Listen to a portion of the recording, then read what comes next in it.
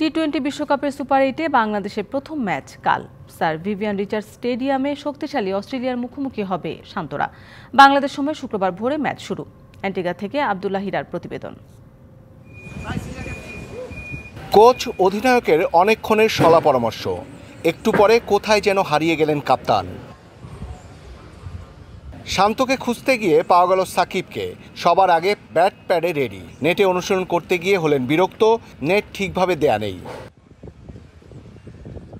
সাকিব ও দলের top order Liton, Tanzid Tamim, সৌম্যদের ওভার বাউন্ডারি শট সীমানা পেরোয় না, অথচ একই মাঠে অনুশীলনের অজিরা সহজেই ছয় হাঁকাচ্ছিলেন।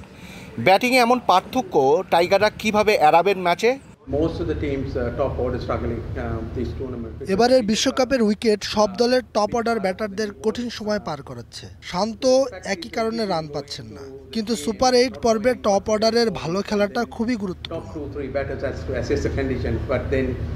তাই বাংলাদেশের বিপক্ষে এই ম্যাচে ফেভারিট অস্ট্রেলিয়া শুধু নিজেদের খেলাটাই খেলতে চায়।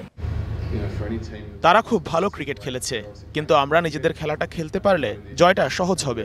বিশ্বমানের থার্মিক্স রড, সালাম স্টিল থার্মিক্স, দেশের একমাত্র থার্মিক্স রড। তবে ব্যাটাররা ভাবালেও বাংলাদেশের বোলাররা রেখেছেন দারুণ স্বস্তিতে। তাই কোচ আশা করছেন দিনটা বাংলাদেশের হবে। আমরা জানি প্রতিপক্ষ বড়, কিন্তু সবাই নিজেদের কাজ সম্পর্কে জানে। দলের সবাই খুব চাঙ্গা আছে।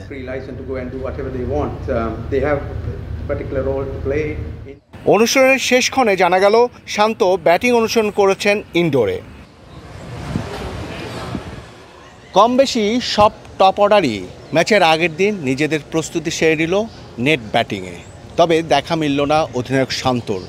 তাহলে কি শান্ত নিজেকে খুঁজে পেতে অন্য কোনো কৌশল অবলম্বন করছেন? কেননা মাইটি অস্ট্রেলিয়ার বিপক্ষে ভালো করতেই হবে বাংলাদেশের টপ অর্ডার ব্যাটসম্যানদের। Abdullah Hira, DBC news, Antigua, West Indies.